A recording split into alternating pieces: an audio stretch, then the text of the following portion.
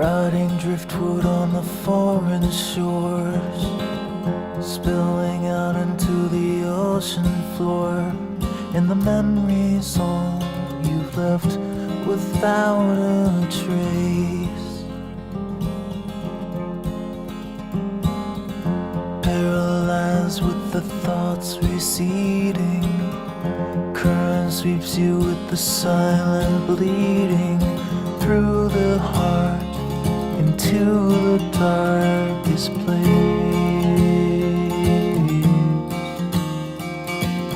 Well, turn around, there's nothing to see here.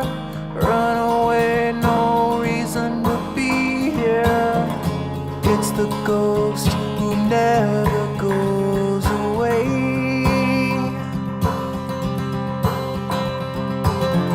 Turn around and leave this behind now. You see the ground as it bleeds in the sky now. You fight the sea, you're always gonna drown.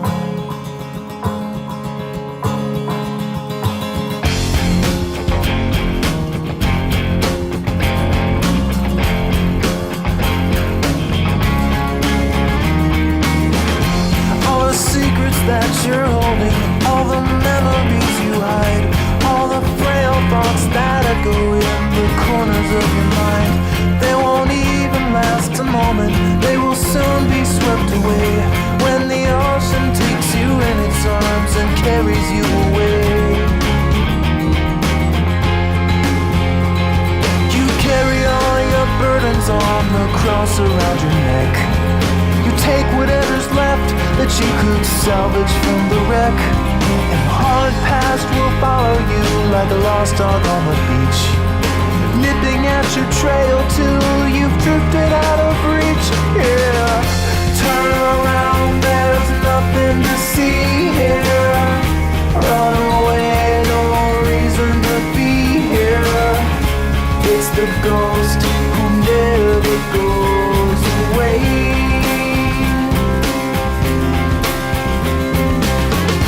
Turn around and leave this behind now. See the ground as it bleeds to the sky now.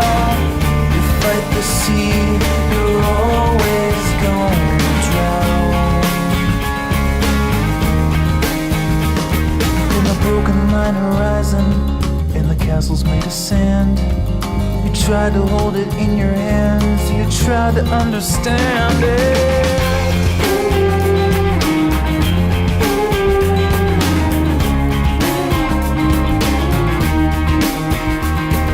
The ocean asks the questions, and it holds the answers too. It dissolves away the lies about the things you thought you knew.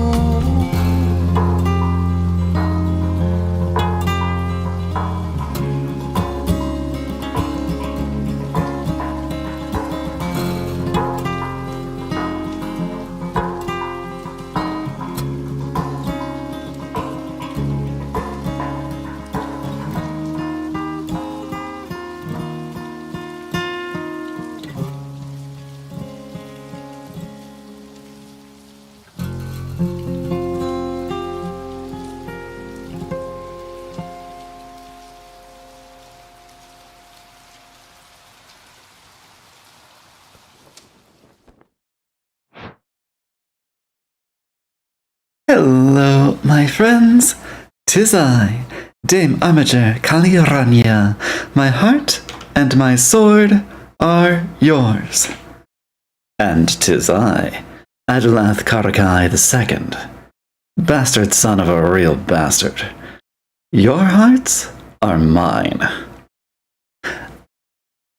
Welcome to a special, somewhat ad hoc edition of the Rania live stream here.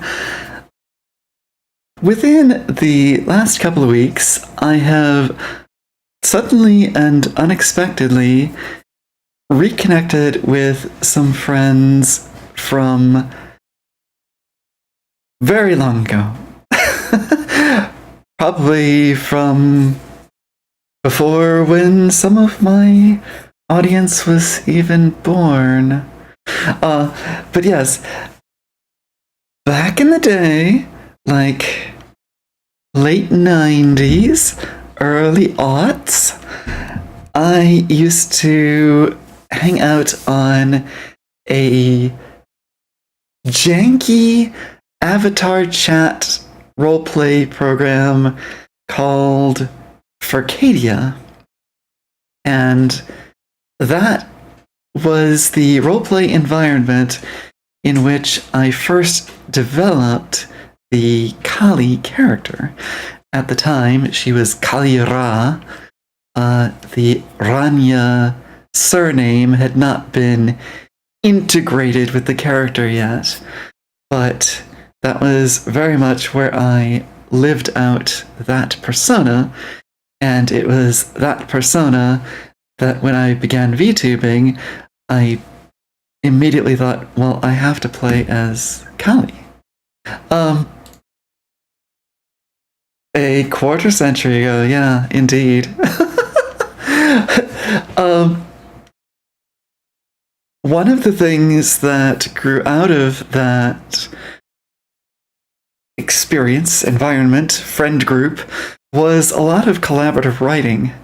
We did this sprawling science fiction universe thing that I still to this day think of as one of my like life achievements, which is kind of cute and sad in that that was when I was in high school. Like I hit my peak in high school. No, I've managed other things since then of perhaps equal import, not least the community surrounding my streaming, which I call Castle Rania on Discord. Anyway, all of that preamble accomplished, this is a work of fanfiction by John, there in the chat. Hello, John. Who was one of those longtime friends. John said you wrote this in 2017, but have just recently begun publishing it serially on Archive of Our Own and on a kind of chapter a day basis. And there's some 70 odd chapters of this story, which is a Buffy the Vampire Slayer fanfiction set within the first season, as I understand it, and from the perspective of an original character, Mickey the Imp. Now, is it better said Miki in kind of the Japanese style, or more like Mickey the Mouse? I'm guessing it's Miki, but because Mickey sounds kind of silly, but who knows? The character is kind of silly, so. Anyway, this is an unspoiled read. The Mickey, she's so fine. Yeah. This is an unspoiled read. I gave the first chapter a very brief glance in order to prepare like a description for the stream. And worth noting, on Archive of Our Own, it does feature the graphic depictions of violence warning, so there could be that.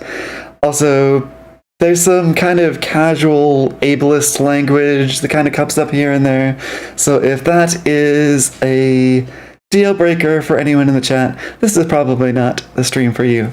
But if you can weather that sort of thing, then here we are, about to land in Sunnydale, USA, as a cute little demon, imp, devil, some species of infernal critter.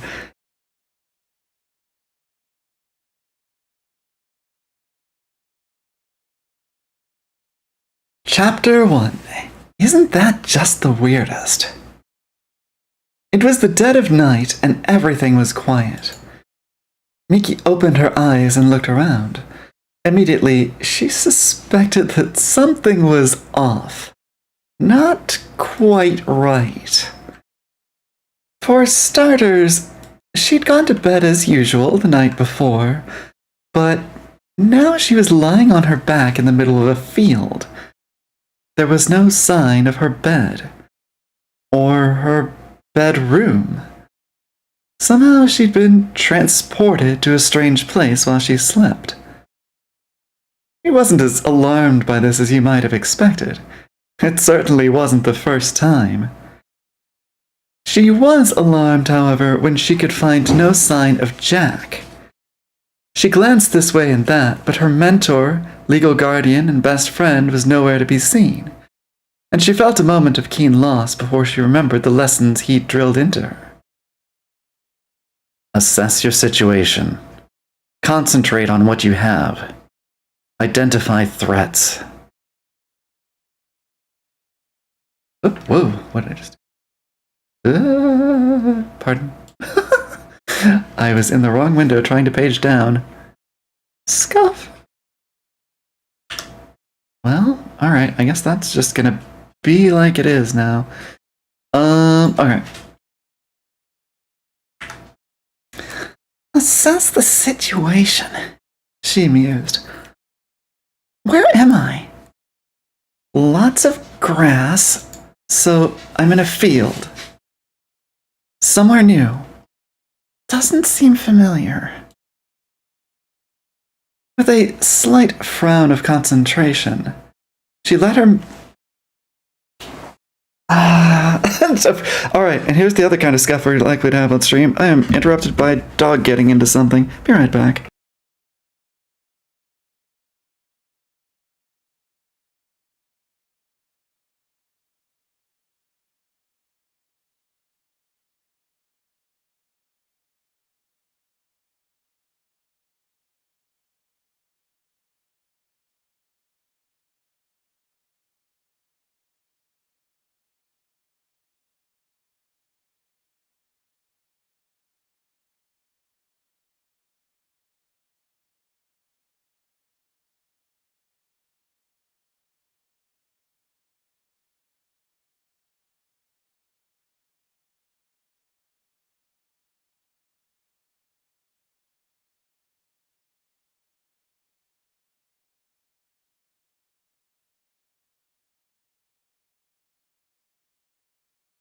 Apparently I had not sufficiently secured the bathroom door, and the dog was rifling through the garbage. He won't eat his actual food half the time, but... bathroom trash? Sure, why not? Alright, where was I? Alright. With a slight frown of concentration, she let her magical senses expand, and quickly felt the welcome tingle of a strong magical spore. She tilted her head, sniffing the air instinctively, as she tried to get a better feel for the local magic. It didn't take long for her to ascertain the general direction of the source, and analyze the moralistic origin that seeped from the very soil. Evil. With a capital E. Wherever she was, there was a massive source of evil power nearby. Awesome, she said, thinking aloud. She wasn't a particularly powerful spellcaster, but she had an innate talent for tapping varied sources of magical energy, especially the dark stuff. Evil magic was naturally easy to grab. It wanted to be used, providing an easy route to tempt the eager and foolish into corruption. Mickey wasn't worried about being corrupted by dark magic. She wasn't some young practitioner taking their first nervous steps into darkness. Oh no, Mickey was a devil. Her spade-tipped tail flicked in the air as she sprang to her feet and checked herself over. She shook out her wings and glanced back to verify that they were unchanged. A quick tap at the forehead confirmed that her cute little horns were still in place. At just over an inch long, they weren't super impressive, but she'd have felt weird without them. A glance at her hands confirmed that her skin still had its natural reddish tint, her fingernails glinting hard and black in the moonlight. As for clothes, she was still in her favorite black dress and her stompy black boots. All in all, everything seemed to be normal, which was a relief. Random magical teleportations could sometimes leave people naked, or missing limbs and facial features if things went really wrong. Hey, I too have stompy black boots that I appreciate. Still working on the favorite black dress part, though. I did discover yesterday that I can comfortably wear the wife's camisoles, though. That was a neat little discovery. Useful things for the recently transitioned. As a final test, just to check that everything was in order, she stretched out her magical awareness and grasped for her soul-bonded pitchfork. Her fingers closed around nothing, but she could feel the weapon's potential, just waiting on the other side of reality for her to summon it forth. She wanted to test her other powers, but that could wait. For now, she was alive, intact, clothed, and had access to a weapon. She didn't seem to be in any immediate peril, so it was time to move out and find out where the heck she was. She felt a tiny tickle as she took her first step, and glanced down to see a second-order magical circle. It was a very minor manifestation, just some flattened grass and a ring of small stones. A proper teleportation spell would have required far more effort, suggesting that she had been sent here rather than summoned. The big magic would have happened at the other end. Also, if she'd been summoned by somebody, they'd probably be around here somewhere to say hi. She turned to full circle to confirm that nobody was lurking just out of sight. That done, she fell back on her training and quickly catalogued her situation. She was in a field. It was dark. She was alone. He was fine. She saw lights in the distance and heard the faint sounds of motor vehicles, so she wasn't in the Dark Ages. There were also trees and woodland nearby, so she wasn't in some gloomy city either. Her mentor, Jack, called these halfway places suburbs. That was cool. She could handle that. But first, she needed a den. Alright, now I get to be put to the test. How apt can I be, or can Adelath and I be, at mimicking Buffy the Vampire Slayer character voices? I will promise nothing. I will do my best to deliver different voices per character. I will further put as much effort and mental RAM as I can into giving consistent different voices per character, but like landing something that sounds like each actor in question, don't even hope for it.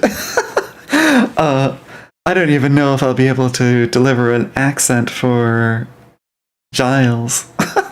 We'll see.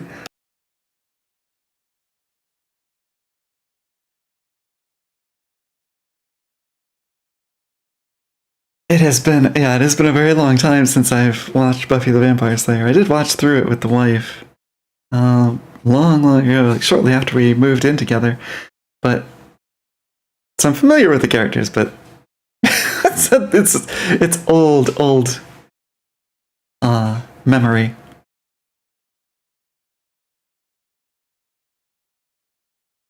Xander burst into the library brandishing a newspaper. Have you guys heard anything about this? Giles rolled his eyes. The invention of movable type, or some article in particular.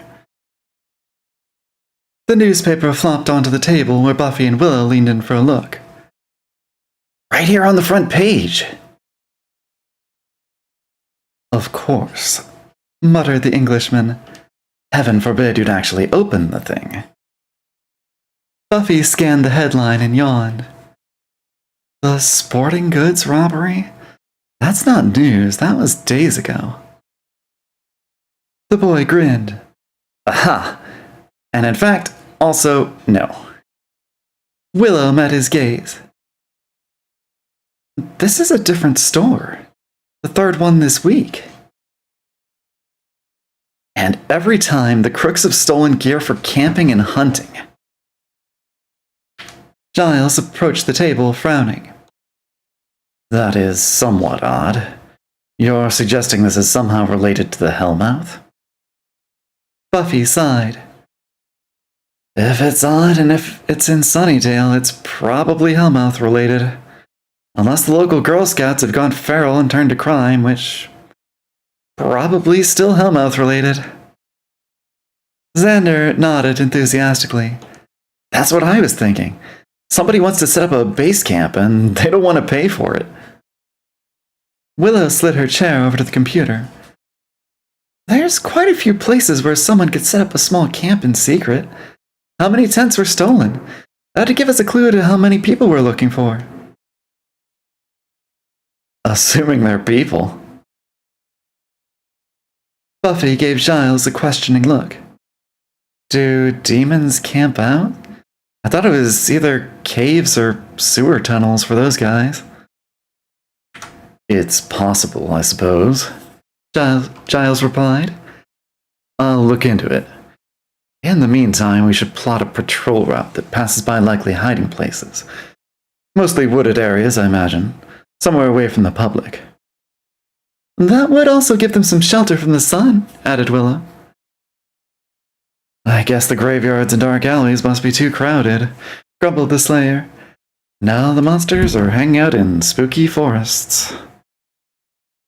The following morning saw the group exchanging notes and ideas in the library. Any sign of our thief? Or thieves? Inquired Giles. Nah. Dusted a couple of fledglings near the bronze, but they didn't seem like the outdoorsy type. She pumped the P for emphasis.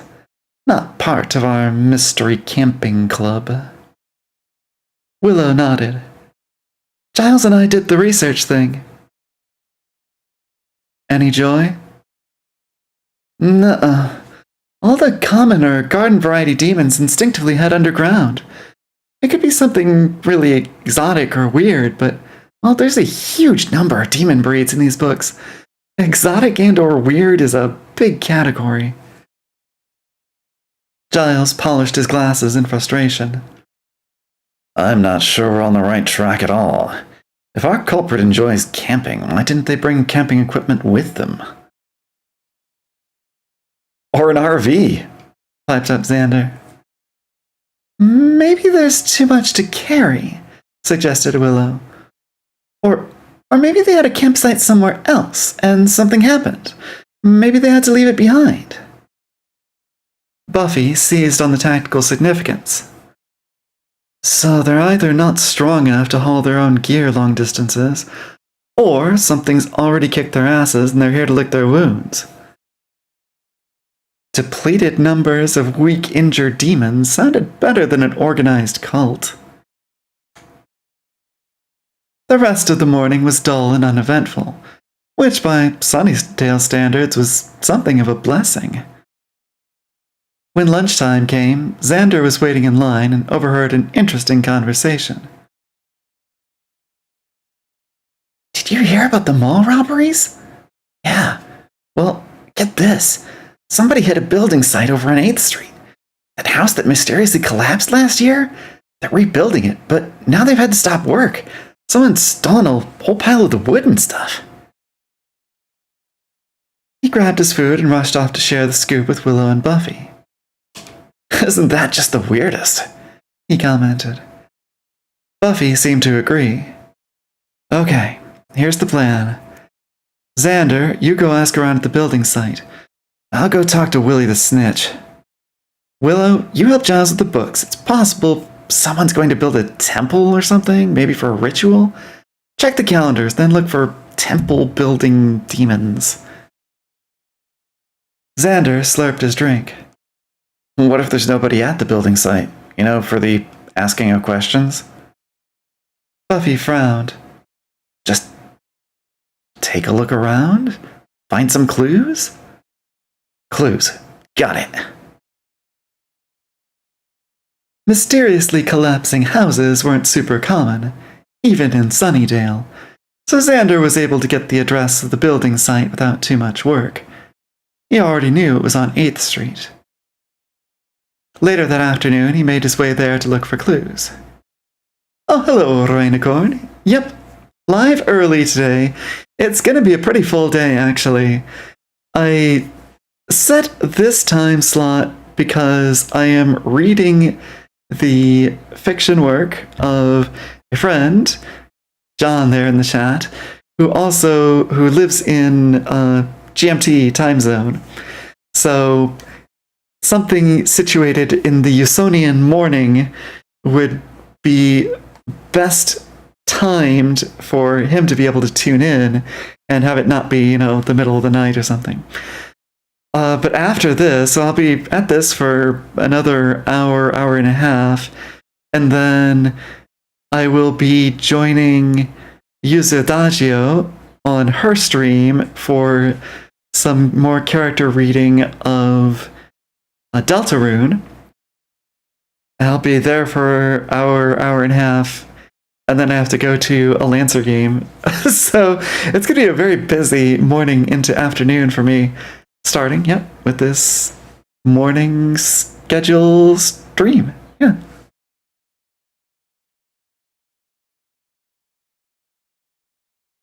I hope you are well, but this is some Buffy the Vampire Slayer fanfiction by John Whitehead, right over there.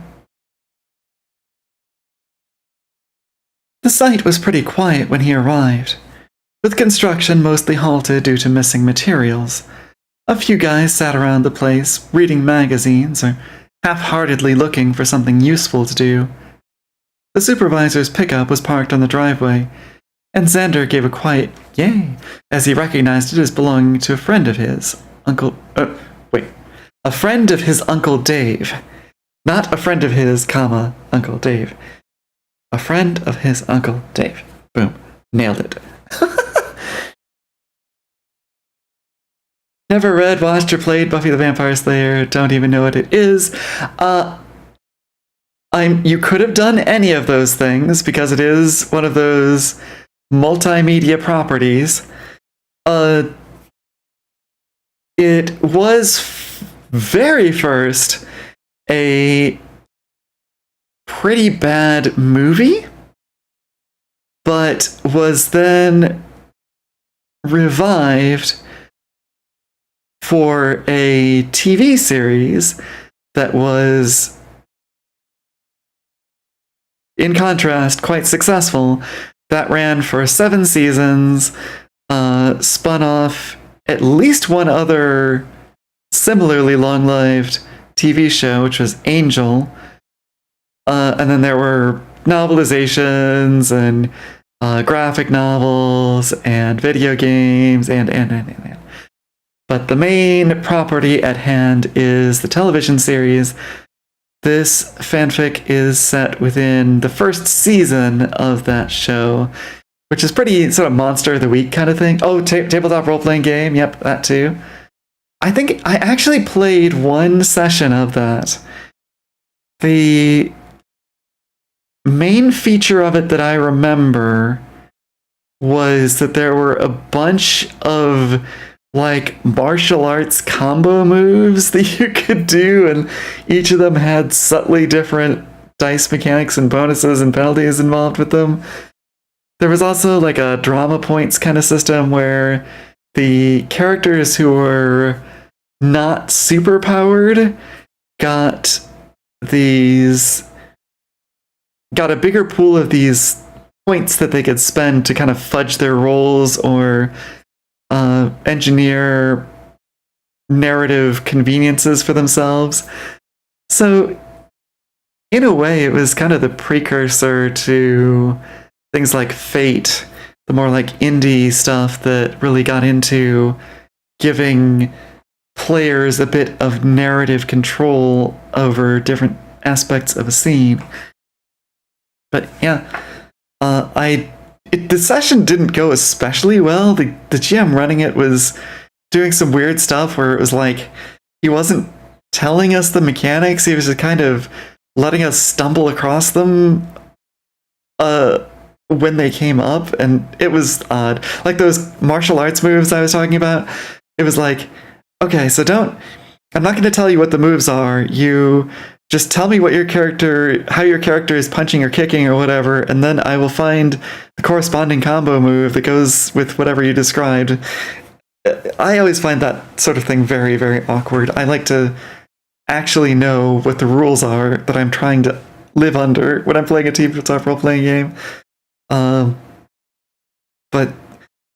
with a certain GMing style, that's actually very common, that like they don't want the players to think in terms of the mechanics. They just want the players to be in the character's head doing character things, and the GM runs all of the mechanical stuff. Not my style at all, but it is a way that people do tabletop.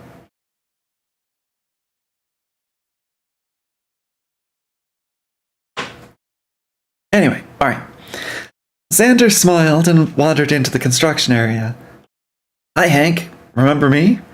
Xander Harris? A few minutes later, Xander was all caught up on the gossip regarding the robbery. Hank had nothing better to do than chat, while the rest of the crew secured the site and ordered more materials. I can't figure it, Hank said. Typo! The missing stuff's mostly structural timber. Bunch of tarpaulins, some old woodworking tools, and a couple shovels. Damn bad timing, too. Sorry, John. I shouldn't do that, should I? I should just correct it on the fly.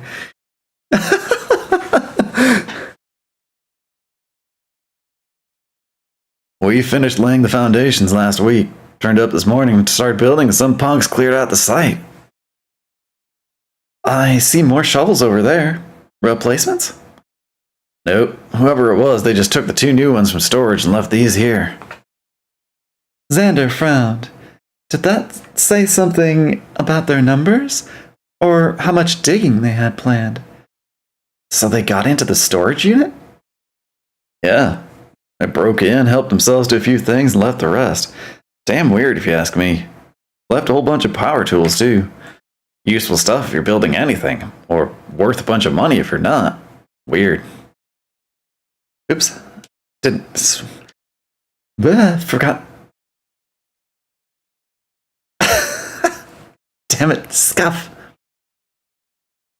I forget to switch my microphone mode over to my co-host, and then everything gets out of whack. Ba-da-ba-ba-ba-ba-ba.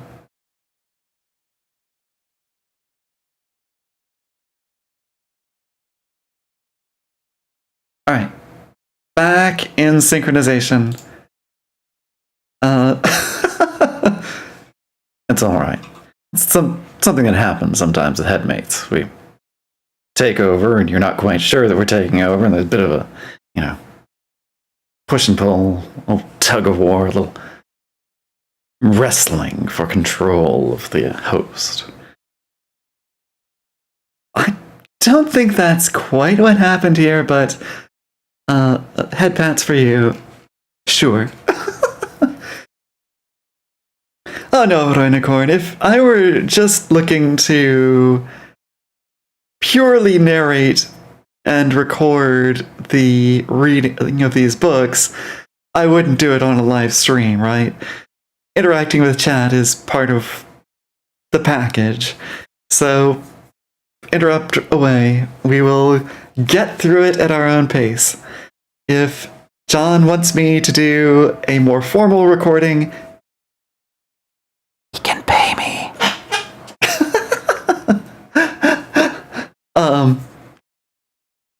Anyway, yes, prefer knowing the rules, and if you GM a new system, I'll try my best to explain it. Yeah, that's my way too.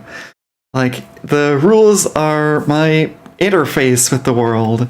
They are one of the tools of agency I have as a player in order to enact what I want to have happen. So if I don't have a firm grasp on them, things feel arbitrary and capricious. Yeah, anyway.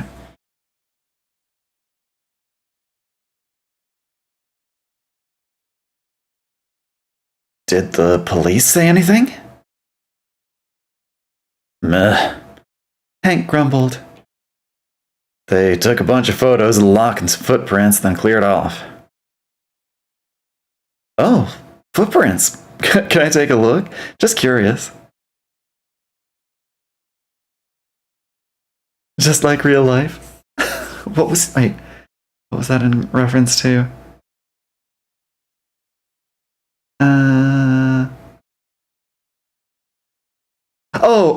Knowing the rules, right? Got it. Yes, I understand. Yes. The gotcha. The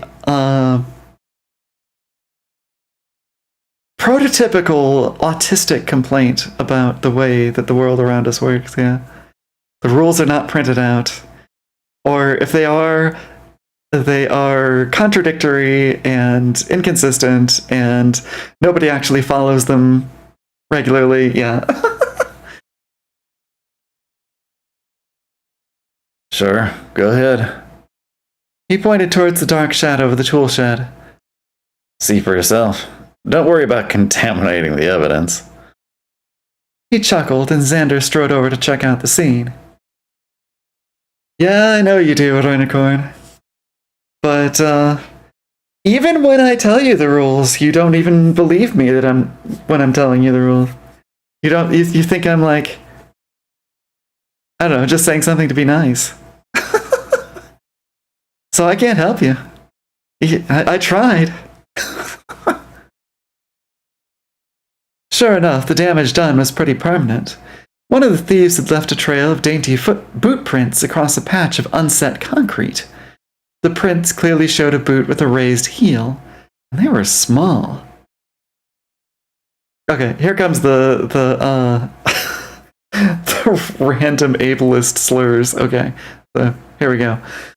Xander glanced down at his own shoes and figured the prints either belonged to a girl, a child, or maybe both. Maybe a midget, he thought. Oops, off the window again. The tread pattern also included a weird symbol. Xander considered coming back with some paper to make a rubbing for Giles, but instead took a long, hard look, noting the arrangement until he figured he could probably reproduce it from memory. It could be nothing, or it could be the clue that told them everything about the weird, tiny camping and construction munchkins. He headed over to the storage unit and grimaced at the dented metalwork. The corrugated sheeting was buckled and bent in a way that suggested someone, or something, had forced its way out. The door frame was bowed outward such that the latch mechanism no longer meshed, and the padlock had torn free from the hasp as the metal gave way. Hasp, that's a good word. Not a word I hear very often. And probably one that if I had been in the situation of writing that sentence, I would not have been able to call to mind. So, go John. Frowning at the damage, he stepped closer, holding out his hand toward the center of a depression in the steelwork. Something didn't make sense. The thieves had gotten in without damaging the door, and then smashed their way out like an angry gorilla. He crouched and ran his fingers over the dents. There was a well-defined impression of knuckles, much lower than he would have expected, from a hand far smaller than his own. Smaller even than Buffy's. That pretty much confirmed his evil munchkin theory. Still frowning to himself, he wandered back to Hank, who flashed a wry grin. Weird, huh? Cops say it was kids.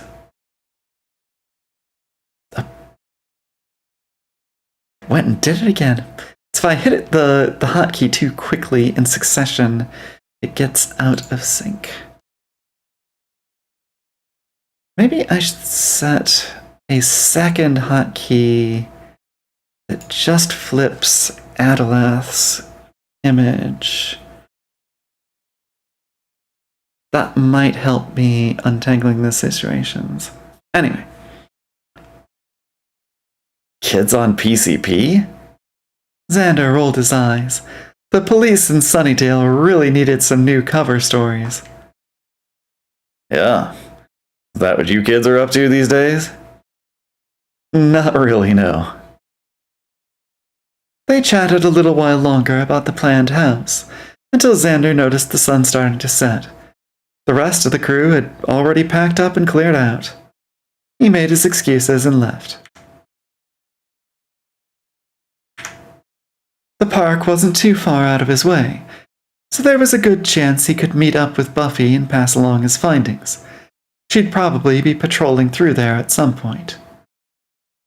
Several wooded patches dotted the park and surrounding area, and while those within were too small for a campsite, some of the outer woods were deeper and darker, theoretically perfect for a temporary evil base camp.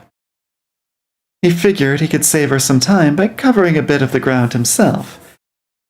He was no slayer, but he could poke around in some bushes and report the absence of a campsite easily enough. 5 minutes later, Xander clambered over a rusty railing and fought his way through some stringy shrubs. He kicked clear of the brambles and pushed through the undergrowth until he found a clearing. Time to check for camping activity. He scanned around for footprints or any other evidence of campers, but the only signs were some discarded candy wrappers. A sudden brainwave caused him to look up, in case the campers had built a network of tree houses, but the dark branches overhead were empty. And dark. It seemed obvious now, but he hadn't really appreciated how creepy a forest could get once night started to fall. It was getting properly dark in here, and unless Buffy was within shrieking distance, he could be in real trouble. His plan to save Buffy some time hadn't included what he'd do if he did find something. He looked back over his shoulder, but the railing was nowhere in sight. He'd gotten turned around. His best bet now was to push on, quickly and quietly, and hope nothing toothy hurt him. Gotcha! Something slammed into the back of his head. Everything went black. Ah, yes.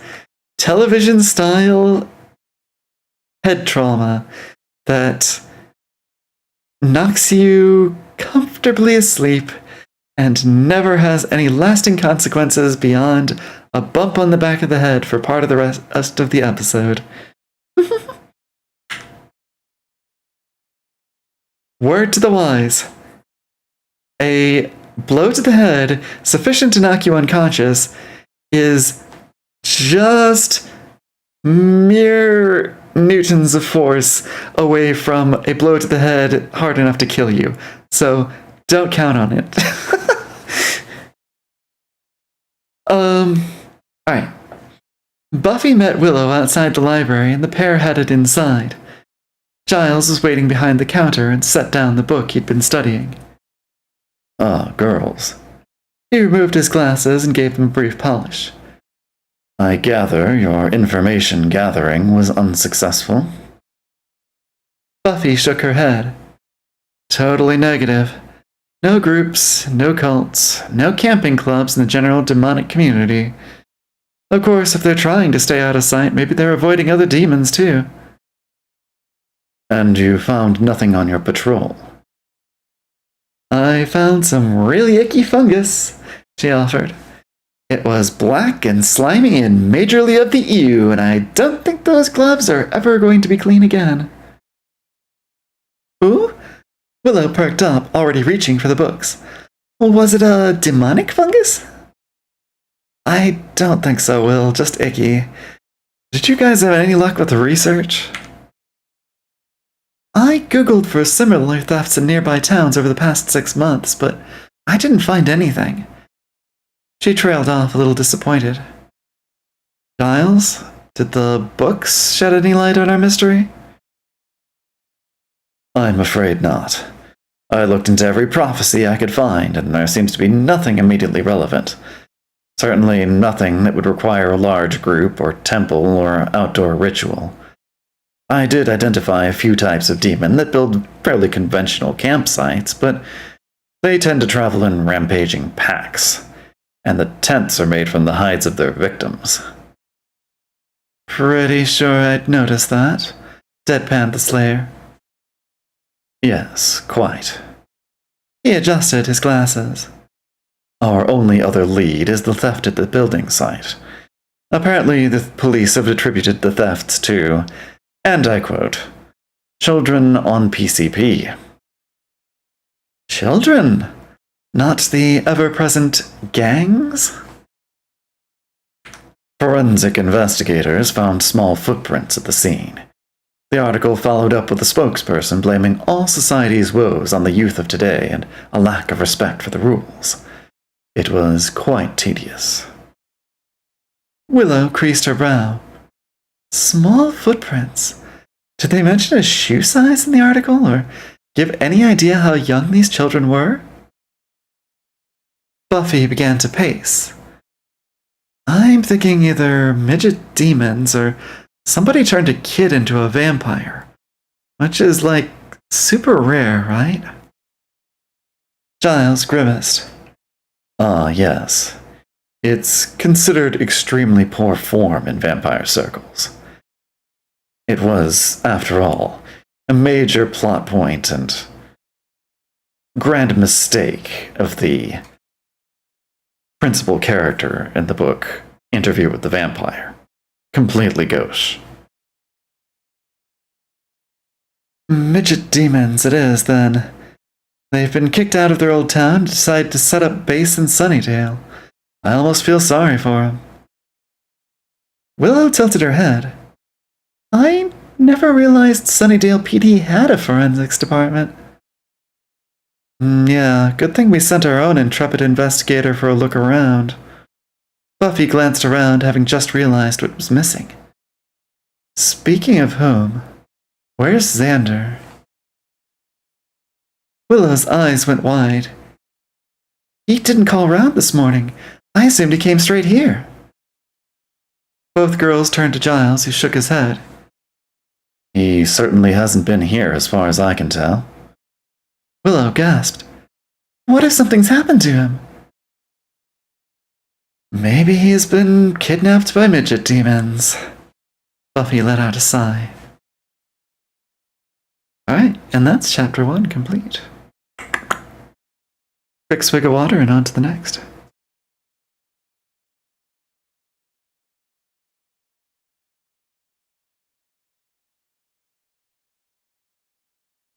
How long have we been live so far?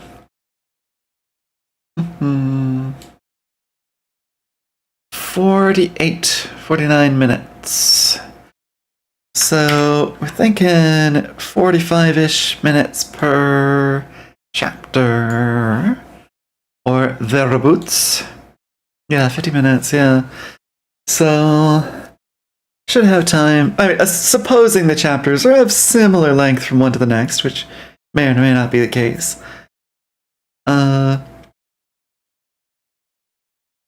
We can expect to get 2 chapters done in an hour and a half. Something like that.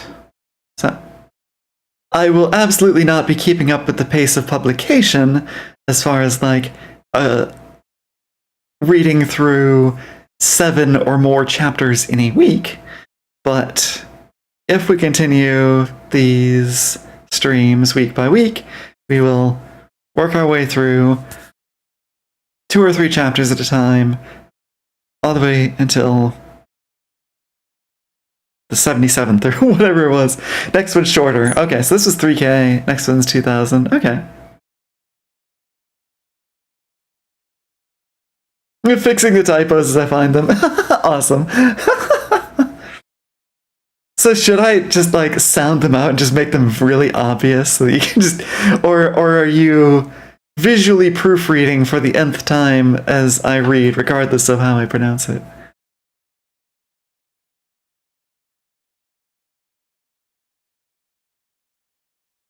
Chapter 2. It's nasty out there. The chapter titles are all in the dialogue. Ah. Is that... That's not a convention in Buffy, though, is it? That's just a thing for this, specifically.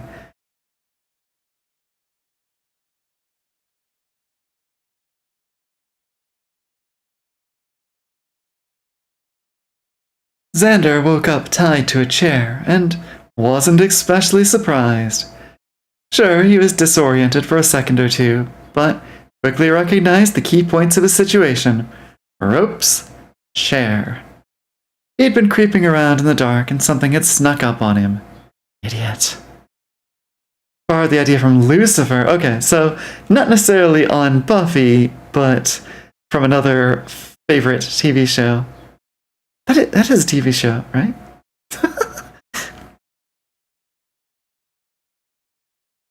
Not one that I've seen. It is fun, though, to come up with a subtle naming scheme for chapters and so on and so forth. Trying to think if I did anything clever like that with any of mine recently. In this case, it's like we get every chapter we get a little title drop from the protagonist, right?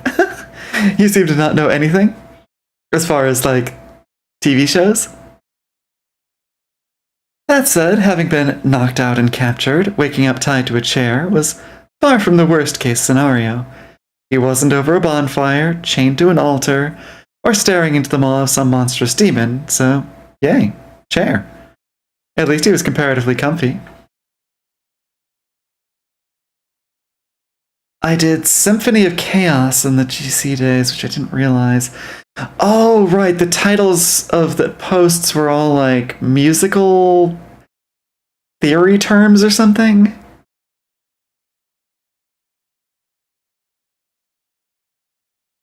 So wasn't Symphony... That wasn't even my story, was it?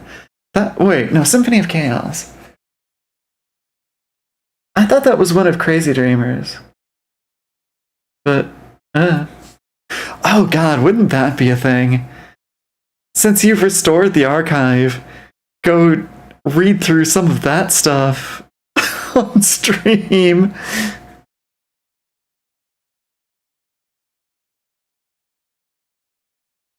God, I would cringe so hard. Like, obviously a lot of it was really good, but, like, the Teleria origin story, that was so 90s Kali ethos. That was like manifesto of Crusader Knight Kali. Oh my god. He checked out his surroundings. A small, low-ceilinged room with curtains draped on the walls. The dim light came from fruity-smelling candles in the corners. The floor was carpeted in a haphazard mix of rugs and, bizarrely, doormats. The sturdy wooden beams holding up the corrugated steel ceiling told him that he'd found the thieves from the building site. Or they'd found him, whichever. The demon campsite theory was a bust, though. The packed earth smell told him he was in an underground lair of some kind, though the smell of strawberry and lime candles did their best to disguise the earthy scent. He tested the ropes holding his wrists and found them a little loose. He wriggled his ankles and found them similarly lax. That was good. He could be out of here with maybe 10 minutes of desperate struggling. He made a start, struggling as quietly as possible lest he raise the alarm. Almost immediately, he heard sounds of movement outside the room, and a second later the curtained wall before him parted to reveal a young girl in a short black dress, rubbing her eyes with one hand. He quickly slumped as though unconscious, and she walked straight past him without a glance. He risked a quick look as she passed, and nearly gasped aloud. The girl had a slender tail trailing in the air behind her as she walked. A triangular tip at the end flicked lazily with each step. And she had small wings folded up against her back, leathery and delicate. Xander watched in silence as the winged girl walked out between another pair of curtains, leaving him alone in the fruit-scented gloom. He resumed his frantic struggle with the ropes as sounds of toothbrushing and gargling filled the air. He froze again as the girl returned, still looking mostly asleep, a half-full water bottle in one hand. She didn't seem to have noticed that he was awake. A curious urge took him, and before he could think better of it, he cleared his throat. Ahem. The girl stopped, blinked in his direction, held up a finger as though to say, "1 sec," and then ran out of the room. She ran back a few seconds later, minus the water and toothbrush, and skidded to a halt before him.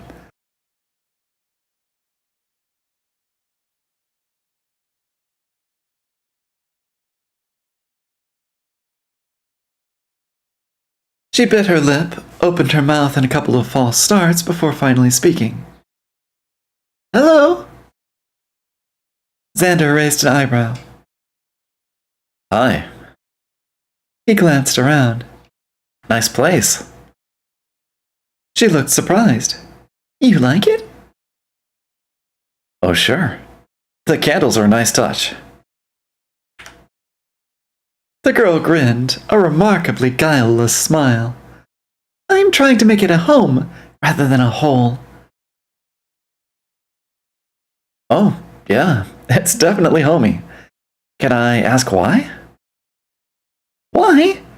This town is crawling with vampires." She gestured toward the drapes, and Xander mentally noted the direction as a possible exit. He plastered on his most shocked expression. "No way! Vampires, you say? What is the world coming to?" "I know, right? It's nasty out there." "So, you're all alone in here, and if you make it into a home, vampires can't come in?" "Yeah." "Hey, wait a minute." She leaned back, frowning. "I'll ask the questions, buddy." Xander grinned, unable to stop himself.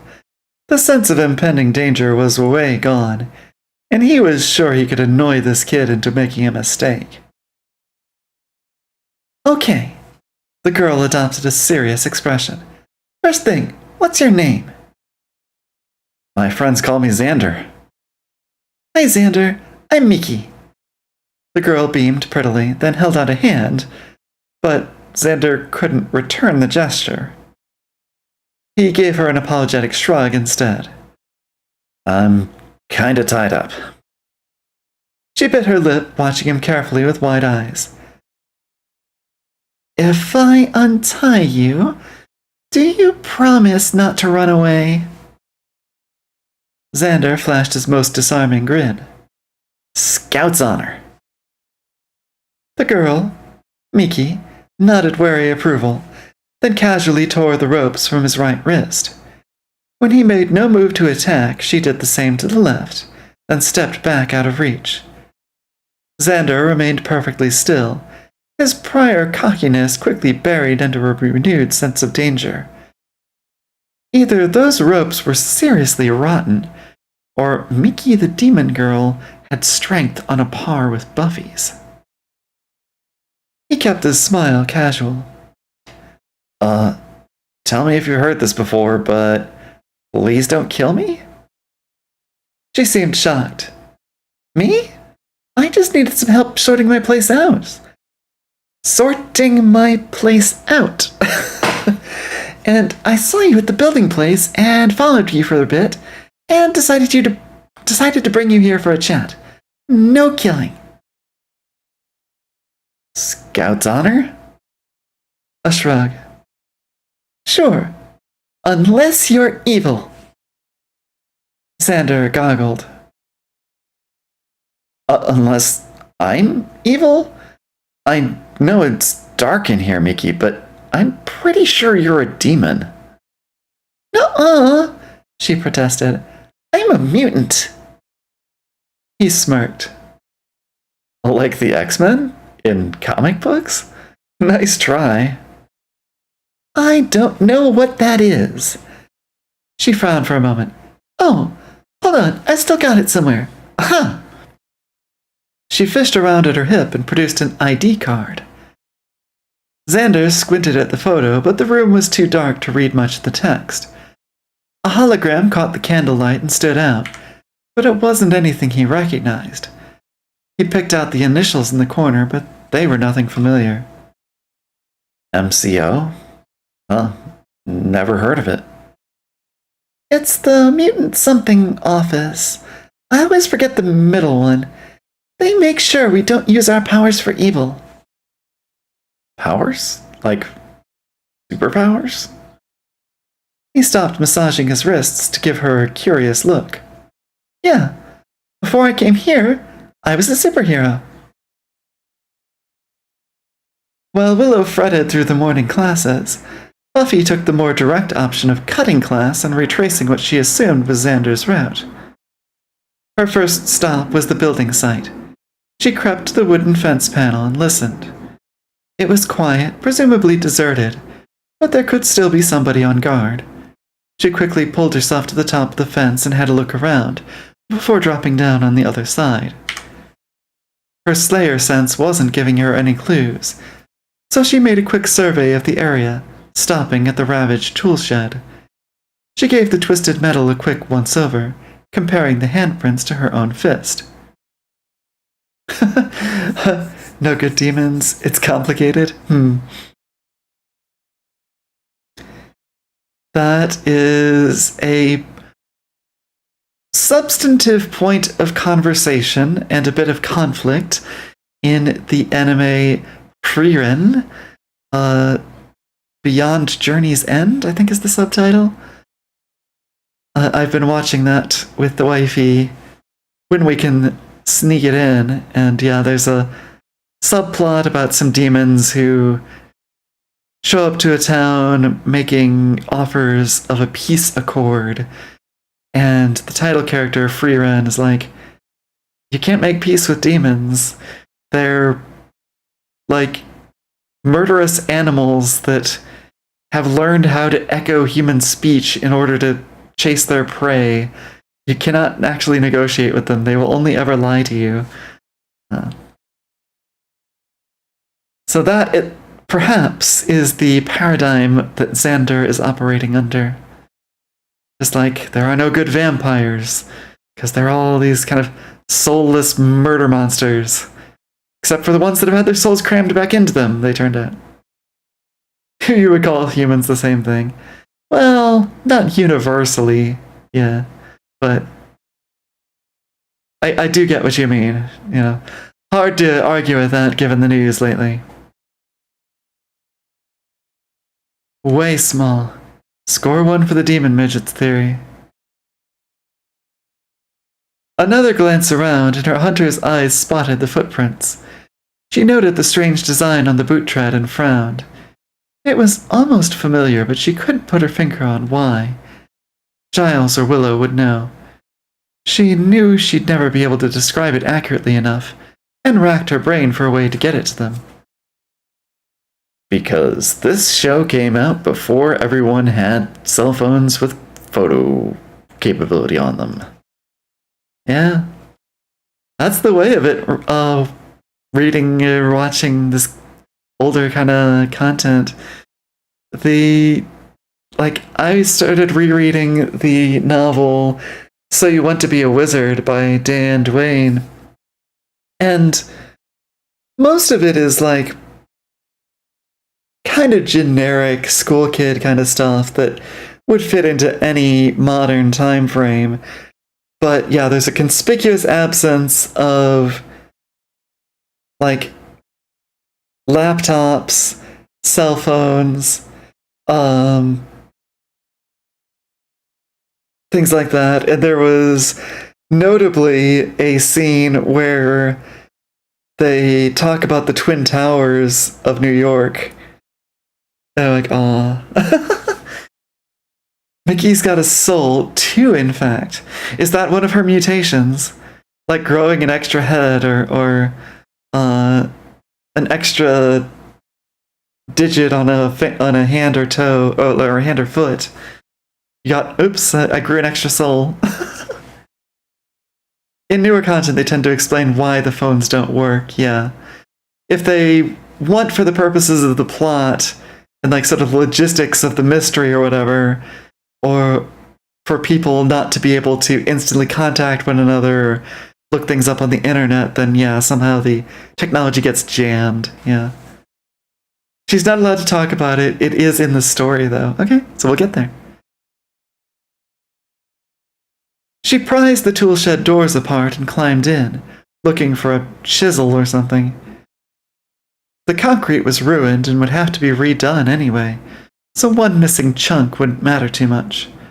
What she found was better, a pen and paper. It is, however, kind of remarkable that these vampire hunters, when going onto a scene looking for clues, don't even have pen and paper. But this is season 1, maybe they just haven't sort of built those habits yet.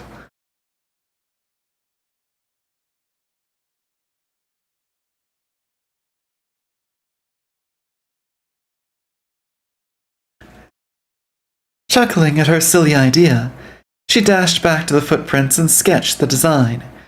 It was a pair of vague diamond shapes and 4 irregular triangles. She studied her handiwork and raised a brow. The outer shapes almost made a witchy star thing, a pentagon or whatever, but the proportions were all wrong. She stuffed the paper into her jacket pocket. Giles would figure it out.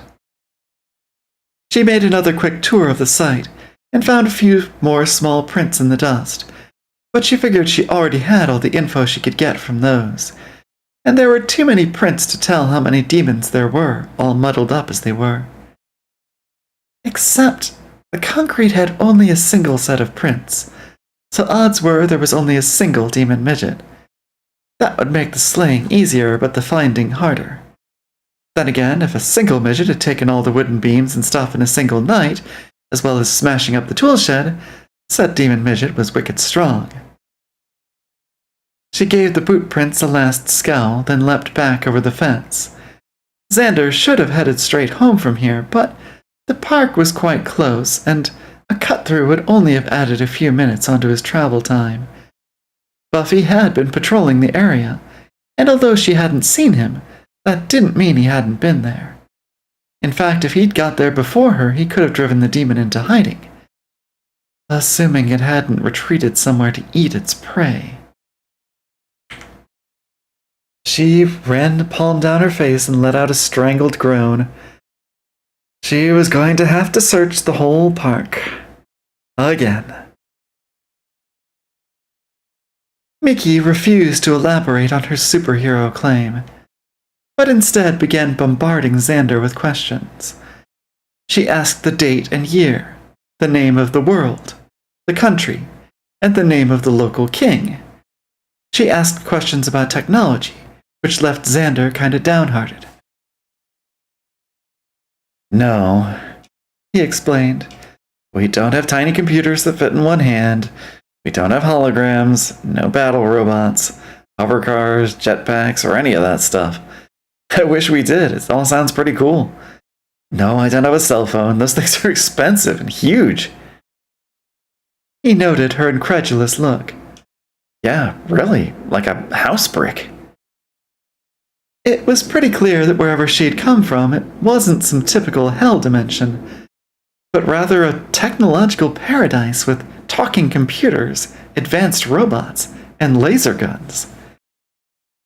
She then started asking about magic and monsters and heroes, and the name of Earth's primary god. That's a good question.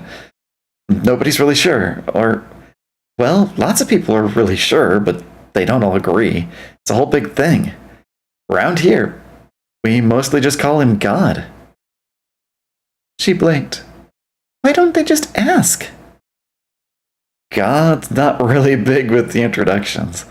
Last documented conversation was a couple of thousand years ago. Oh, she scowled. One of those. No wonder your world is full of monsters. She paced for a while, leaving Xander to reflect on the ramifications of her words. He understood that there were other dimensions, and that it was possible to travel between those dimensions using magic. Until now, though, his experience said those other dimensions were hells, and their denizens were mostly evil. Hey, Mickey, what's your world like? She stopped pacing. My world? Where you came from? He prompted. Before you came here. Oh, right. I wasn't sure which one you meant. You've traveled between worlds more than once? Oh yeah. Me and Jack have been to a bunch of places. Usually we save the day a few times and then get moved on to someplace else. Xander processed that. And Jack is... my friend. He's a wolf. Like a werewolf? No, a wolf. Just a sec, I've still got his MID card. She produced another card, this time with a photograph of a grey wolf. I carry this around for him, because he doesn't have any pockets. I hope he gets here soon. Xander glanced around, expecting to see a feral beast lurking in the shadows. He's coming here? Is he tame and house-trained? He blinked. Why does a wolf need a mutant ID card? It's complicated. Usually when I get sent somewhere, Jack comes too, but not always at the same time. Jack thinks it's because magic works better on me, so I get here sooner. Because you're a mutant? No, silly. Because I'm a devil. Okay. That's chapter 2. I need a refill on my water, so I'm gonna go pour myself a glass, take a stretch break, and be back shortly. You all definitely feel free to do the same. I will put on some randomized shuffle playlist, copyright-free tunes for your enjoyment while I'm away. See you soon.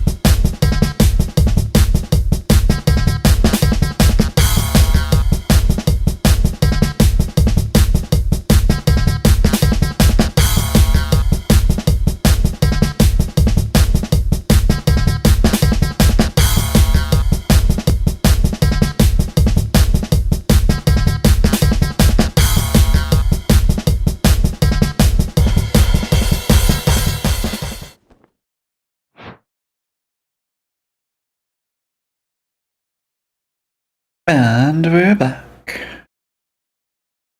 You're not rid of us yet, chat. But yeah, I have water.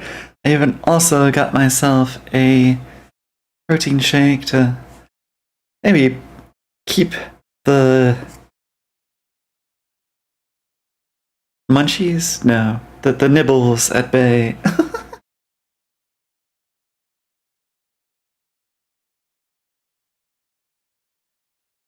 So we should be able to get through 1 to 2 more chapters before I need to move on to my next engagement for the day. We are on Chapter 3, Outer Ring, 8th Plane. Oh yeah, I realized as I stepped away that Xander had used the term demon, and Mickey said she wasn't a demon, she's a devil. So there's that Dungeons and Dragons distinction between the inhabitants of the demonic planes and the devilish planes, like the I don't know how closely it adheres to that sort of cosmology, but in Dungeons and Dragons, there's the chaotic evil demons and the lawful evil devils, and they don't actually get along with one another. They're different in style. The devils tending to be more scheming and with a bent toward corrupting humans, and demons are more just like they just like blowing. They just like blowing shit up. Just rampaging. I think there's, there is some overlap. There's warlike devils and there's demons that try to get people to summon them so that they can wreak havoc, but the two factions have a general cultural proclivity in one or the other direction, and they, yes, eternally war with one another in the plains betwixt their home territories. So Mickey's origin is different, but she does explain it. Demons are fallen angels. Devils are mortal workers who do the tormenting in hell. Okay. So we've got more of the, in nomine or sort of Christianity-based angels into demons pipeline with a little extra wrinkle of what a devil then is in that context. Okay. The park was a lot nicer with sunlight, less murdery. Buffy had already been over all the areas big enough to set up a campsite, but now she was back, this time looking for a single demon. A small one, which made things even trickier. She wasn't a fan of outdoor pursuits, but she knew a one-person tent could be popped up just about anywhere. Worse still, some came in camouflage for kids to play army men or whatever. Having taken the direct path from the construction site, she arrived at the edge of the park midway between two entrances. She scanned over the railings and found a patch where the thin layer of moss was disturbed. Beyond the railings, somebody had trampled the plant life, and she quickly spotted a pair of large prints. She didn't know for sure that they were from Xander's sneakers, but it seemed a pretty safe bet. She vaulted over and started looking for a trail. Oh wait, no, this is Xander. So, in summary, superheroes aren't real, but a few people are special. Monsters are real and magic is real, but most people don't believe in any of it. Mickey looked confused. So the monsters can just run about and do what they like? Well, no. Most are pretty careful or sneaky. Leave no witnesses or use magic to make people forget what they saw. Around here, people will believe anything in order to avoid facing the truth. One moment, I just noticed one small scuffy thing I could stand to fix. Okay, never mind. I do not have that option. Okay. Well, isn't a superhero just a hero with supernatural abilities or something? Yeah, well, on the face of it, yes. But when somebody in United States, or I would guess UK English, says superhero, they particularly mean the sort of costumed vigilante archetype, where there's somebody who's got, supernatural powers, and they fly around, or teleport around, or run around, using it to fight crime, or right wrongs, or battle the machinations of similarly powered supervillains. It's as much an ethos as it is a strict addition of supernatural power to person, right? And again, it's kind of one of these family resemblance things. It's a genre question. So you can get in these kind of murky territories of like, is John Constantine a superhero? He's kind of like in a superhero milieu and does some kind of superhero-y things, but he doesn't have the like alter ego costumed identity thing going. So it's like, you can say he is, but he isn't. He's got these aspects of superhero-dom, but he doesn't have these others, or so on and so forth, right? Or, yeah. John Constantine, very anti-hero, but I think that's, if somebody leads the conversation by saying superhero, they are referencing a particular body of work come out of the action comics of the, is it 50s? The Superman and Batman and the Flash, all that kind of stuff, right? So, in the Sunnydale universe, you don't really have that. You've got slayers and witches and other, hunters of monsters. But those people don't typically adopt a fancy name or put on a goofy costume to do their work. They just do it in the shadows, right? Yeah.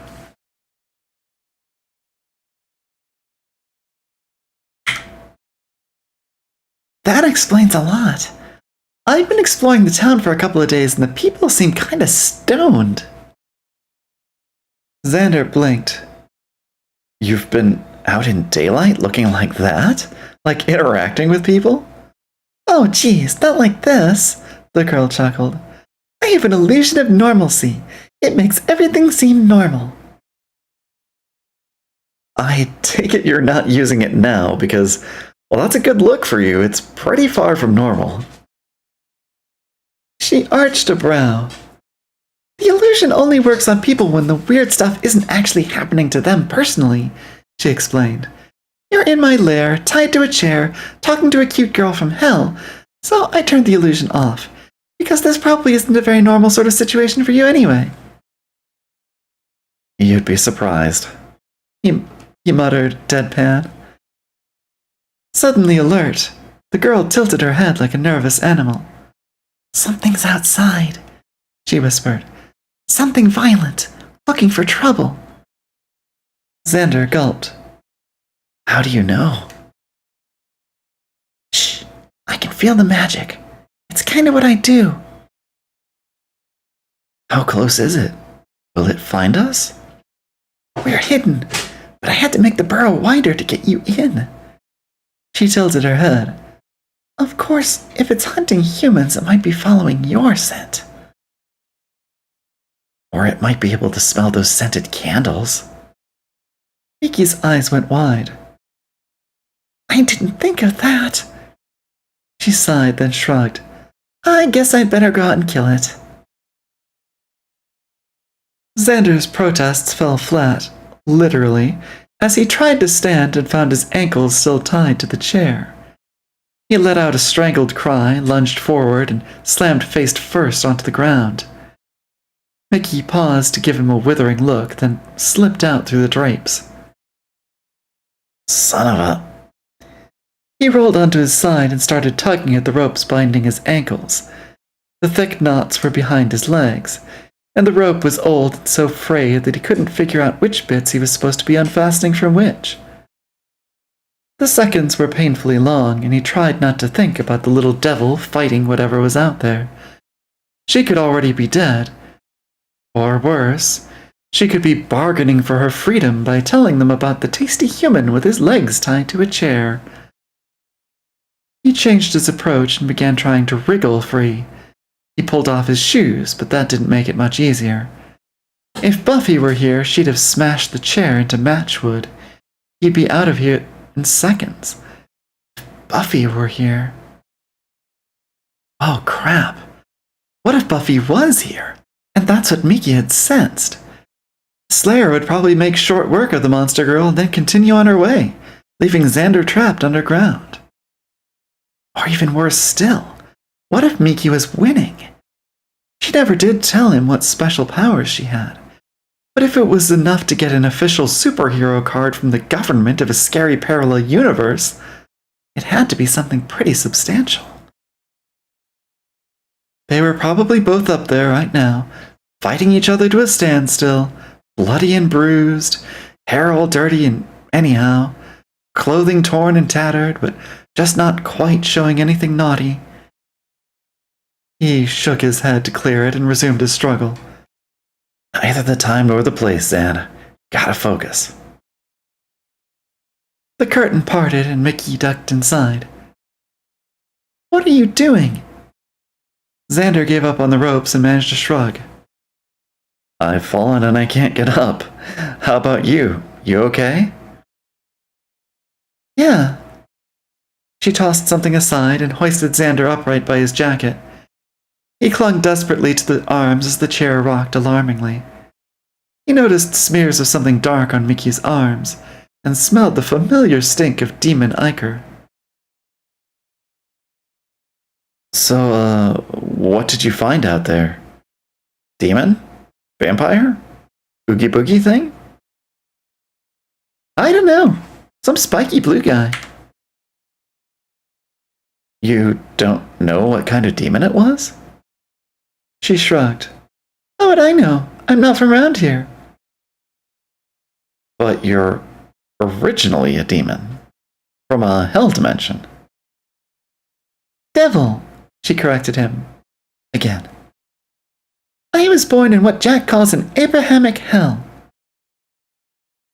I have no idea what that means. Me either. Xander chuckled and made a mental note of the freight for Giles. He was pretty sure the Watcher would know what it meant. So, you killed the spiky blue thing. Yay to that. Rip Sonic the Hedgehog, huh? Death to evil! Proclaimed Mickey, striking a dramatic pose. After a few seconds' silence, Xander raised a brow. You're a strange little lady. Following Xander's trail was surprisingly easy, even without the aid of her monster-hunting Slayer radar. Slaydar? Was that a thing? If it wasn't, she'd get Giles to put it in his journals later, and she'd be the first to name it, as a legacy to all future Slayers. Not that she needed it to spot the path of near devastation Xander had cleared through the sparse woodland. Broken twigs, flattened plants, and the all too recognizable footprints left a trail any semi-aware tracker could follow. If she'd had a vamp's sense of smell, the job would be even easier. And then she found some smaller footprints, and Xander's trail stopped.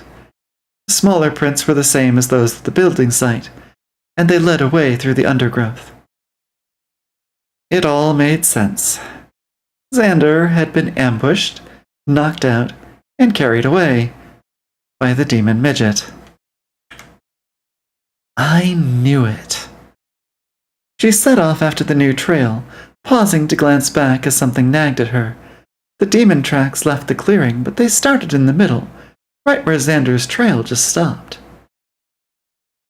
This being Sunnydale, the possibilities were just too weird to hazard a guess, and she so wasn't in the mood for hellmouthy wackiness. She frowned, then turned back to the trail. So, are you planning on being a superhero here in Sunnydale? Oh, wow. Do you have a costume? And a code name? You never told me what your powers were. Mickey rolled her eyes at the barrage of questions. Jack says I shouldn't discuss my powers with strangers, and I have a bunch of costumes depending on the mission. She bit her lip for a moment. I haven't decided about the superheroing thing. She frowned. I always seem to end up causing trouble when I try to help. Ouch. That's gotta suck. It does. Oh yeah, my codename is Zaradai. Time to design a costume? Somebody called Edna? Edna. From Diskia? Does she make costumes? Xander pulled a face. Zaradai. I was expecting something like Devil Girl or Hell Kid. What is it, Latin? Oh, from The Incredibles. Oh, right. Okay, that one. Gotcha. You see where my particular sphere of nerddom goes. Which synapses are more firmly established. It's Dark Tongue, language of my home. Home being hell. Yep, Outer Ring, 8th plane. Wow, you're from way out of town. The pair sat in silence for a moment. So what's it mean, Zaradai? It means I'm a devil girl. Huh, no kidding. A moment passed and Xander sighed. Hey, is it okay if I untie my ankles? Buffy followed the diminutive boot prints as far as she could, but the trail left the soft earth and headed onto the paved pathways toward the park exit. The prints in soil were quite deep, so the demon had still been carrying Xander at that point, but where were they headed? The path headed back toward town. The only greenery in that direction was in and around cemeteries, but she'd already checked those the night before. Of course, that was when she was looking for a whole campsite. Now she was looking for a single demon, which made the whole thing way harder. How was she supposed to find a single demon with the whole town to hide in? Maybe Xander's special abilities would sway things in her favor, namely the fact that he could be a huge pain in the ass. Kidnapping him meant the demon wasn't staying in a tiny one-person tent. They had to have somewhere bigger, someplace solid enough to hold a prisoner. Buffy quickly revised her patrol route. She was going to need to go through all the abandoned buildings, the mausoleums, the sewers, all the usual hangouts. The camping gear was either a red herring or something sinister. Somehow. Either way, it was going to be a long night. She left the park at a dead run. Okay, so it is 10 after 12.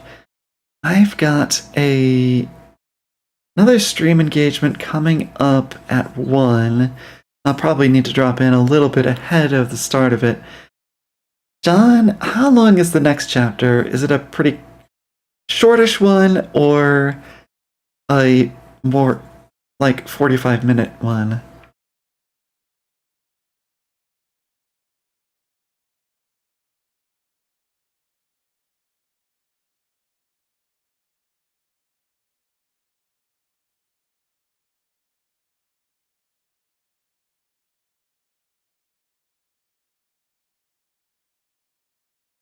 $2,300, a bit longer than chapter 2. Okay. I think we can maybe squeeze that in. Let's run for it. Also, quick question about lore, John. Is the spiky blue thing a canonical Buffyverse monster? Or was that just kind of a throwaway, whatever came to mind? A lot of Xander Mickey talks, a lot of swapping. Oh, swapping's not a problem. I've kind of gotten the hang of that. It shouldn't slow things down too much. Or should I say we've got the hang of that? Yeah, don't completely write me out of this narrative. Just a random thing, not relevant. I think that could have been a fun thing to, like, make some reference to a Buffy episode, like some kind of critter that could potentially have shown up in greater numbers, but, you know, whatever. Anyway. It wasn't Sanic? Oh, okay. Shiny Alolan Sandslash. Mickey would have stolen the shoes. Alright, chapter 4, It's a Thing I Do. So, this is where you sleep. Xander waved an arm to encompass the unlit void. We humans call this a bedroom because, FYI, lair sounds way creepy. Also, I don't know if you have night vision or whatever, but generally total darkness is considered a bad decor choice. One sec, I'll get a candle. Xander sensed a rapid motion, and then he was alone in the dark. In a strange girl's bedroom. An extremely strange girl, in fact, who'd given him a tour of her home and ended it in the bedroom. Oh yeah, nothing scary there. He had promised to help Mickey make her den into a home, and his best bet was to give her some pointers and then make his escape. He had seen nothing to suggest that she might kill him. Indeed, she seemed like a normal teenage girl once you looked past the wings and the tail, and the short little cones on her forehead that had turned out to be horns. A glimmer of light entered the tunnel, and Mickey appeared with a candle jar in each hand. Gotta be careful with these, she warned. They melt the plastic. Xander cast a critical eye over the room and raised an amused eyebrow. Unlike the chamber he'd woken up in, Mickey had created rooms within the caves by setting up tents and connected them together like a hamster run. The bedroom was a jarring patchwork of orange and blue nylon, a slightly peaked roof just high enough for Xander to stand up straight. A beach towel hung outside the window, depicting a crude city skyline in black and yellow.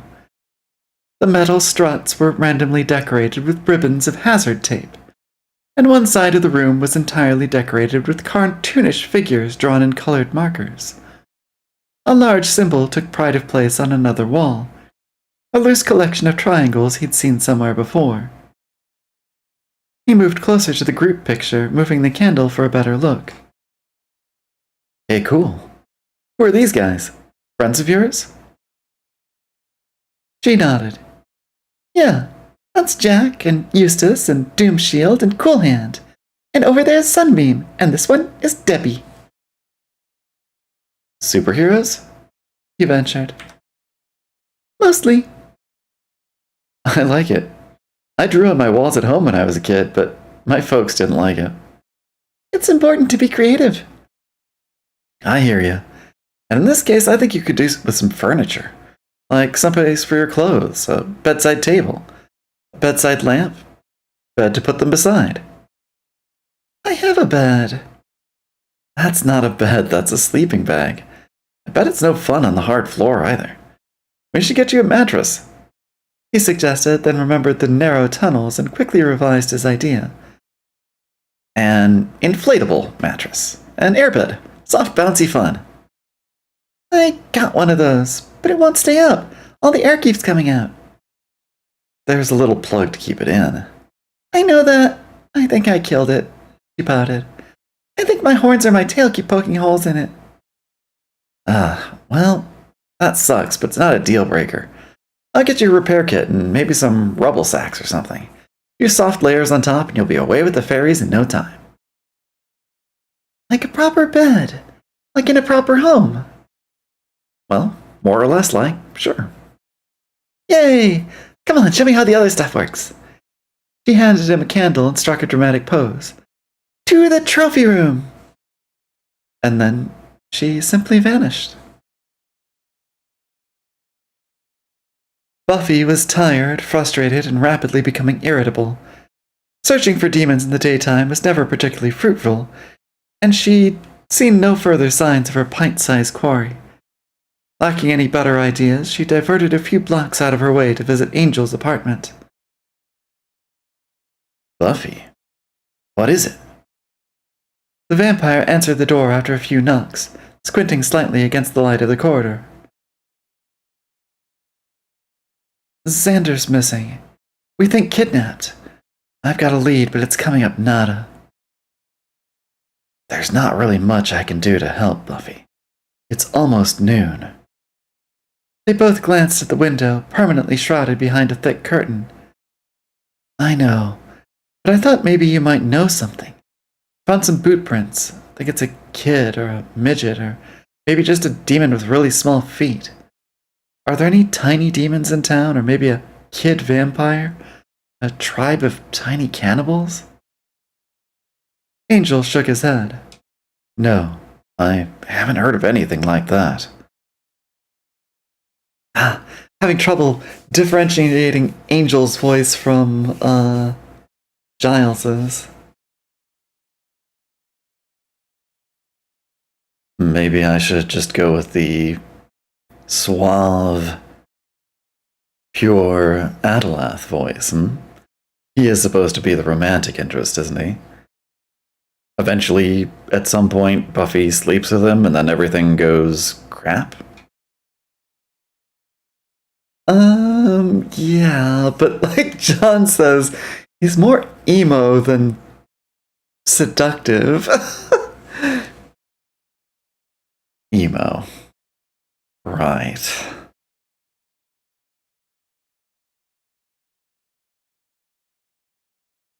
Oh, there was a symbol. Buffy fished the drawing from her pocket. Have you ever seen this before? He studied the image, turning it this way and that. I don't know. It looks almost like a face. A tribal mask, maybe? Where did you find it? It was on the prints I found. It's carved into our mystery midget's boots. She frowned.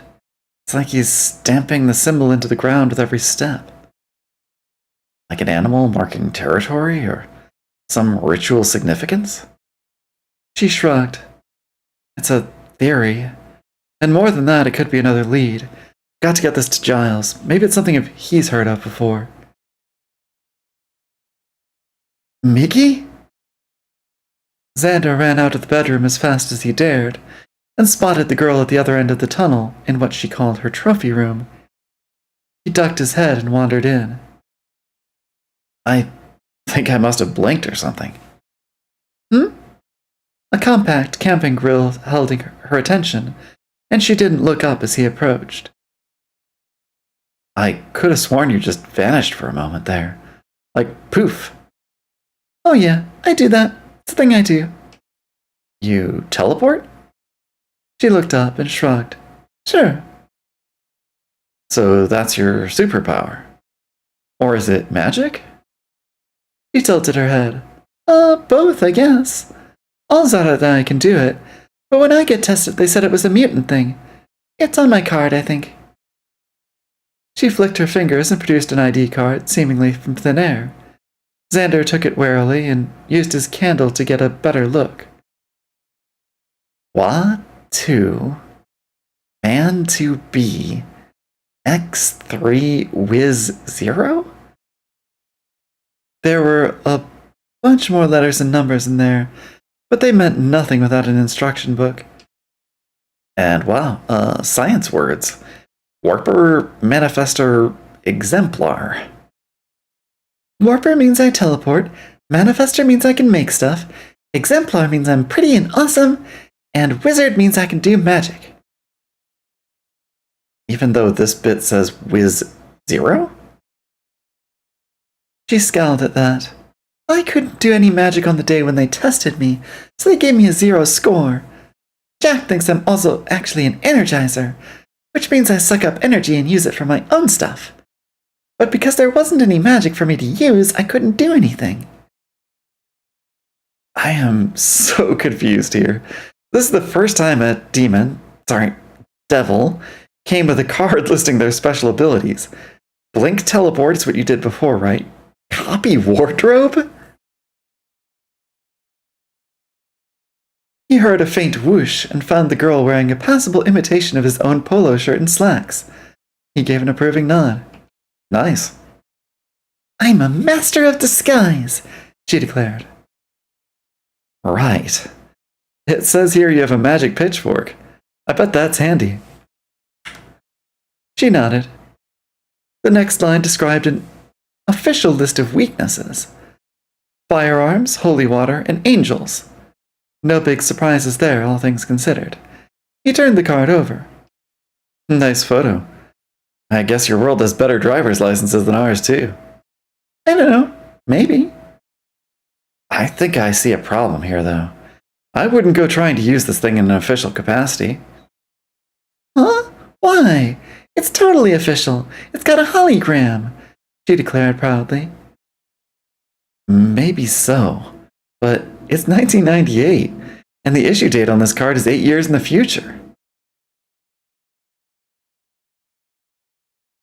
The girl made a strangled noise. Oh, I hate time travel. No wonder you don't have any cool tech stuff. Wait, you're from hell and the future? I guess. She dragged his attention back to the camping gear.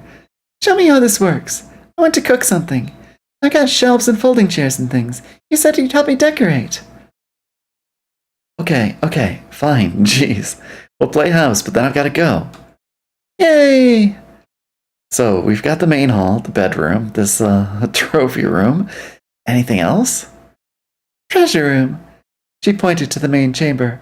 Through there, behind the red curtain.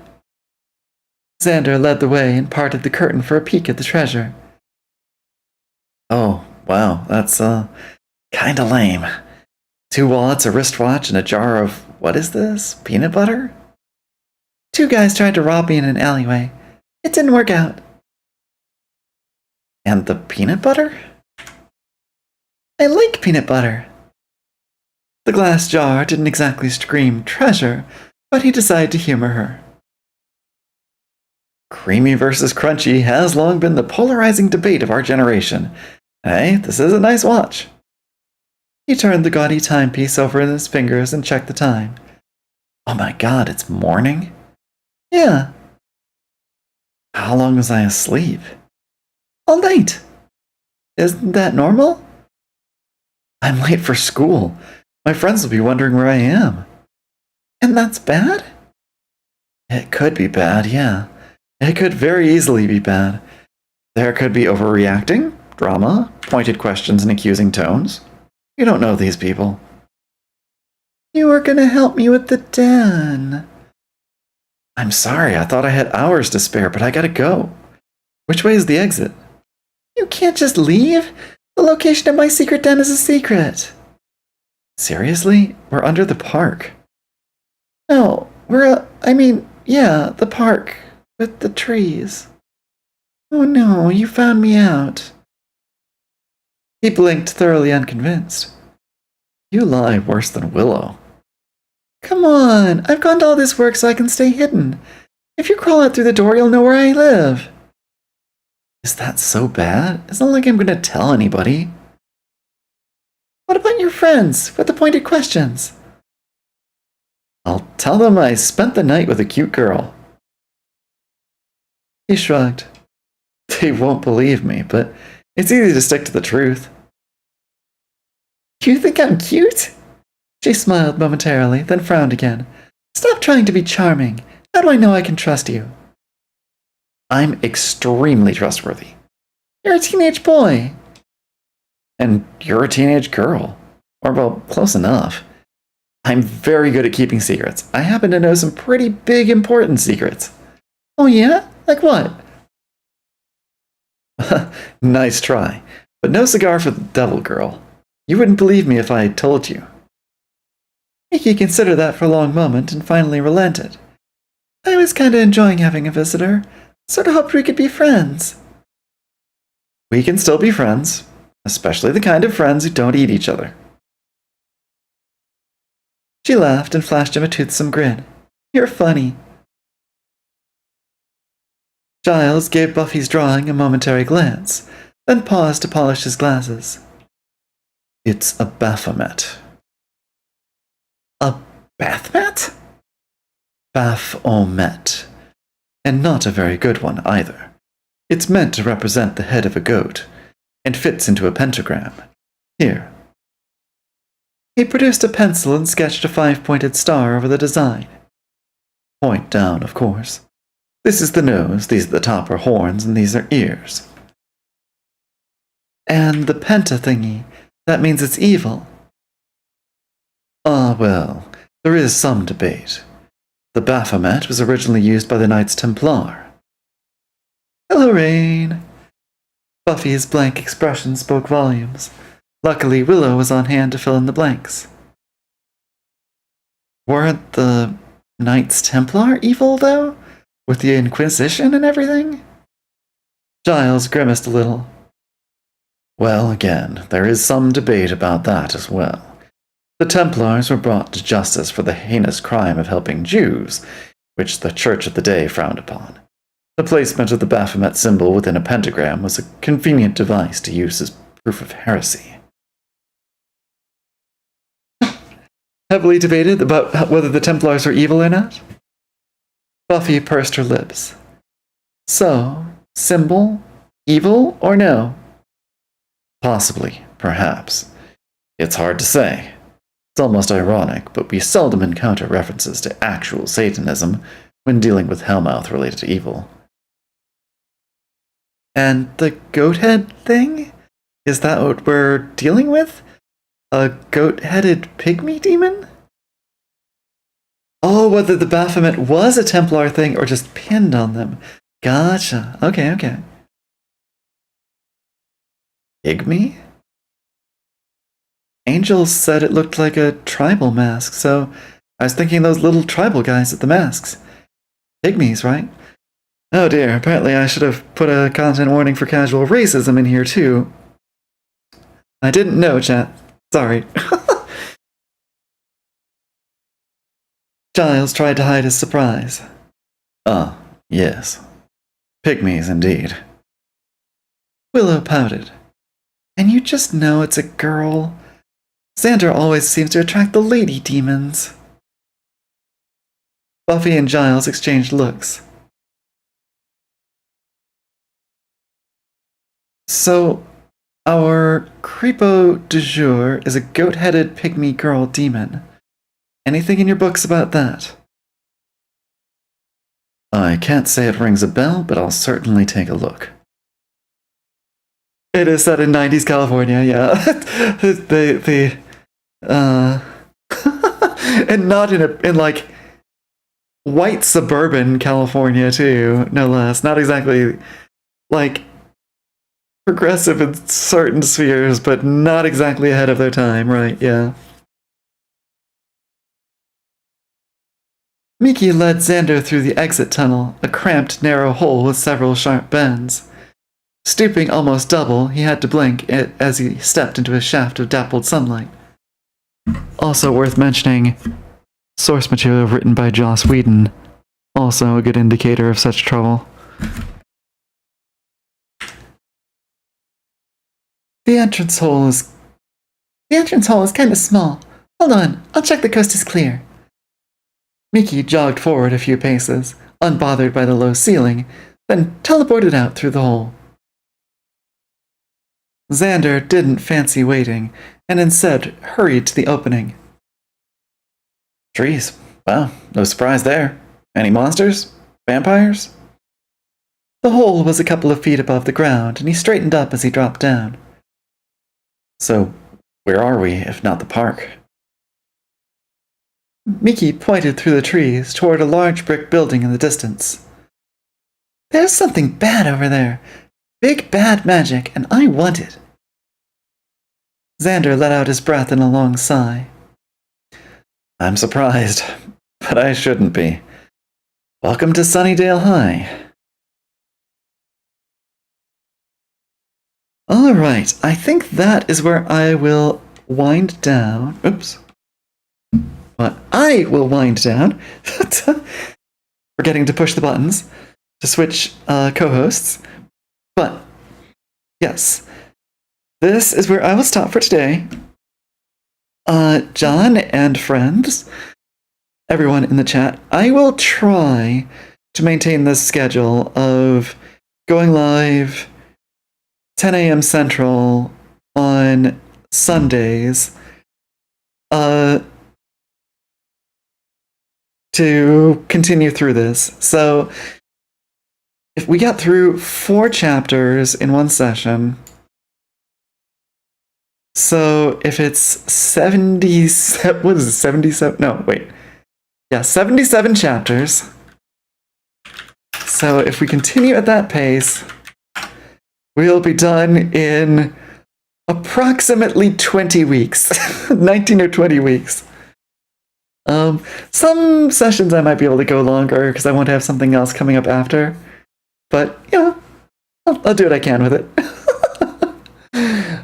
Thank you for sharing your work with us, John, and I hope I have done it justice thus far, such that you will want me to continue reading it in the future. Whether it be next week or some other occasion. Until next time, my friends, live with honor, and your heart is unassailable. Don't do anything I wouldn't do.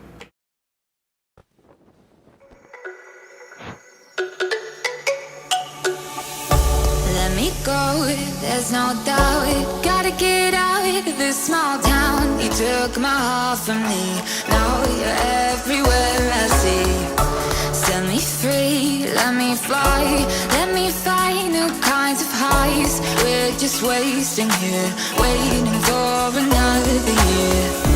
We both know the score. We've been here once before. So many words unspoken. You took my heart, it's already broken.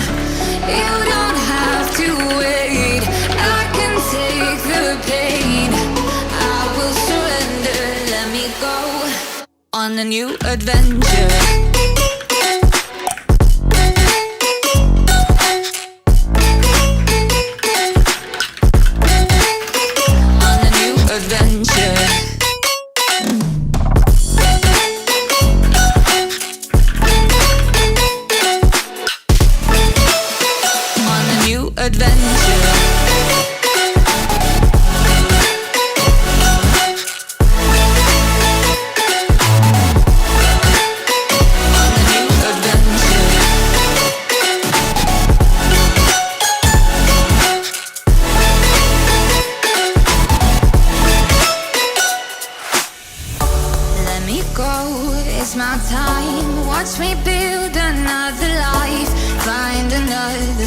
Explore the world and find my place.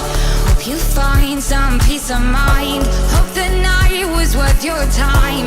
Threw my heart away, we won't see another day. We both know the score. We've been here once before. So many words unspoken. You took my heart, it's already broken. You don't have to wait, I can take the pain.